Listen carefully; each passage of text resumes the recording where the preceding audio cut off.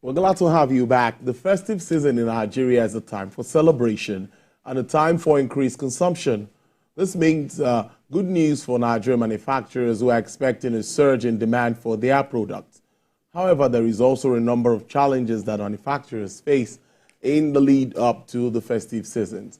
One of the biggest challenges for Nigerian manufacturers is the high cost of raw materials, as the prices of many raw materials have increased in recent months due to exchange rate volatility amidst high inflationary pressure. To discuss more around the manufacturing sector in the country ahead of Christmas and New Year, Dr. Chijioke Ekechukwu is the MD, CEO, Dignity Finance and Investment Limited. He joins me live from Abuja. Thank you so much. It's good to have you on the program, Dr. Ekechukwu. Thank you, Tolu. It's good to have you too. Well, it's few, would I say days or weeks to Christmas, and many would expect that buying, the rush at the market. I know what used to happen in Marina, all of those markets in Lagos Island. But when you go there now, you don't see much of that pressure. What is your understanding of this development? Of course, you and I know that the economy of the country is so tough. So tough now. This is occasioned by a lot of harsh conditions on consumers. So consumers are battling with a whole lot of costs. Exchange rate is obviously very high. So manufacturing is also very expensive because of high cost of production. So these costs of items come very expensive in the market. So today, you know that people are concentrating only on very basic needs that they have. Basic needs like food, some kinds of clothing. Of course, if they have the old ones, they will just make do with them. And so disposable income is so low because inflation rate is very high, prices of goods and services very high. So these are the things. Manufacturers will just manufacture and the warehouses are filled up. The demand is very low because of the economic condition of the country. So that is just what is causing the problem. So an average family is just only going to buy things that are very basic. I'm sure you know the cost of flying from one part of Nigeria to another has almost tripled right now. So a lot of people who used to travel for Christmas in some years back may not travel. And so they will just provide the food that they're going to eat for the period and just stay together. So that is what is going to happen for now.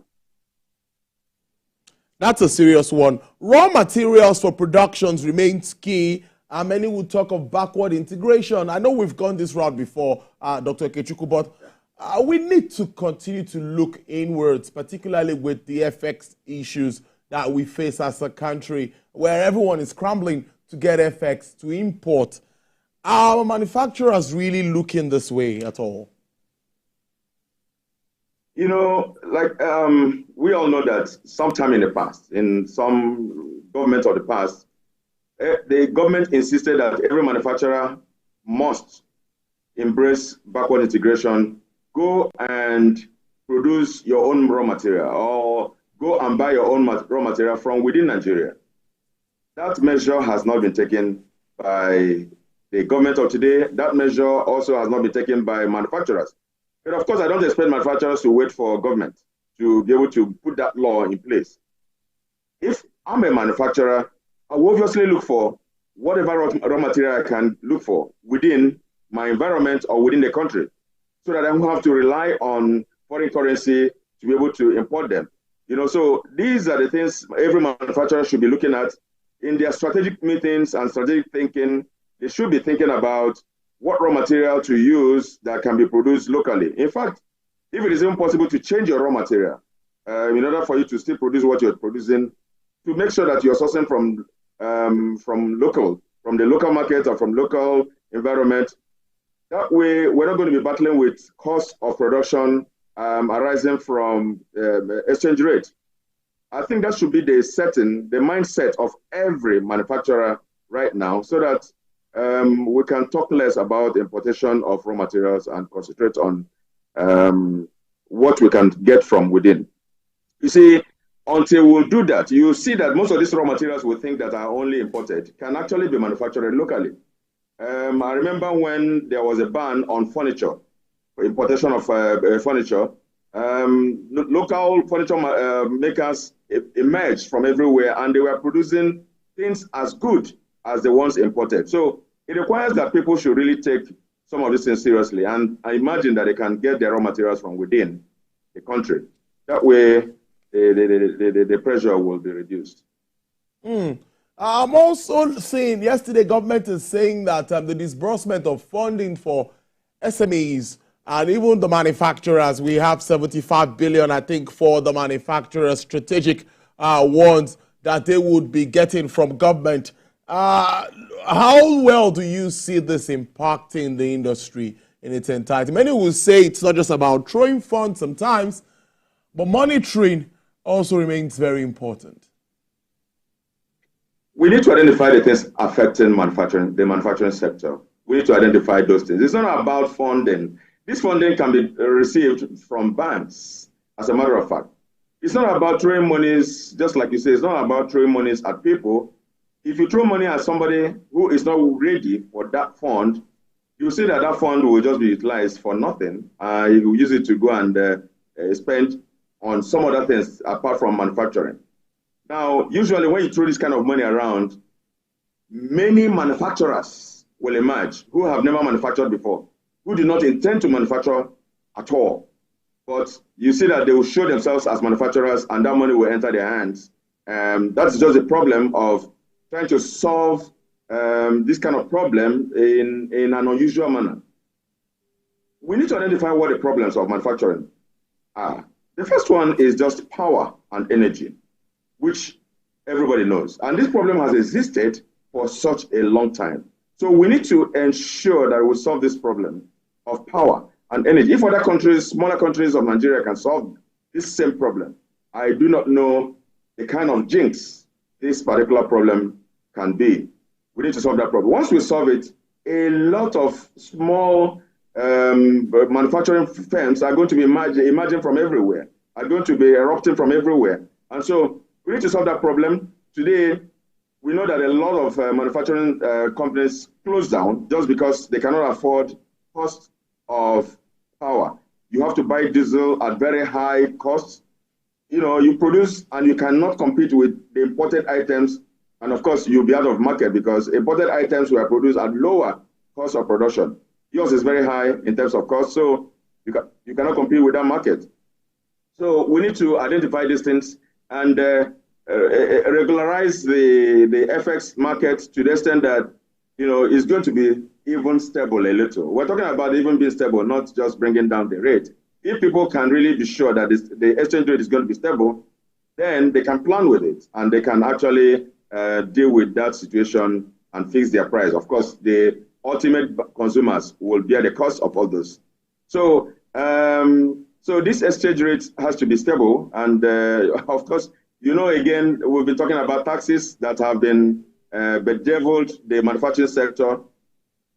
We have not solved that problem yet. We have not solved that problem because every day we see these people come and ask for different things. Because we have federal government, a lot of taxes are coming from there. We now have state government, taxes are coming from there. And then we have the municipal in Abuja. We call them municipal area councils. That is where the problem is actually, the ones coming from the municipal area councils. So we need to talk about these things. Again, government policy must be a little stable, should be predictable. Today, there is a ban on some items. Tomorrow, that ban is lifted. Today, there is an FX policy. Tomorrow, that FX policy changes. Today, it is possible to open a letter of credit. Tomorrow, it becomes difficult because of the level of our credit rating and all those. So you see a lot of problems are coming from inconsistency of policy, which we need to ensure are stable. We should be able to predict what could happen even in the next 1 year in order for us to plan well and do our budget based on that stability of policy. So the problems are many, and you also know that the infrastructure of the country, we still have problems with our roads and with our rail system. People can not clear their goods so easily from the wharf and expect that they get out of that place. So a lot of importers are beginning to use the wharfs of different other countries around us, because of the congestions we have there, which we need to really resolve. If you even come out from there, there are no roads. There is congestion, the traffic jam around the wharf. And, so the problems are many. The problems are really, really, really many. And we need to deal with them. It's not about pushing money to manufacturers. It's not about it at all. Otherwise, yeah.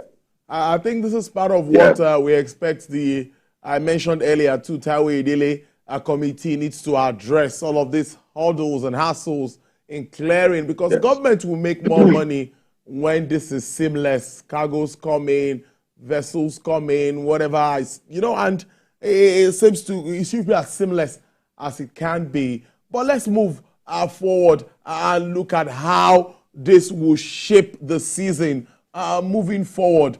Nigerians will talk about purchasing power, but we've seen minimum wage being increased in some places. We've seen palliatives being given to in some places. So traders will expect Nigerians to spend part of these monies that are being given to them. What do you think? Have you received any palliative from government? I'm a journalist. Private sector operators. It's for government workers, civil servants. Yes. Of course, the inflation rate is high up there. Yeah. Now, if you notice, the inflation rate of some developed countries, that also their own rate increased at the time ours increased because of the Russian war with Ukraine. Yes. You see that all of them are beginning to drop. All their inflation rates are dropping right now, but ours remain up there, still going up and still up there. Now, the reason is that the things causing our inflation rate are totally different from what is causing their own.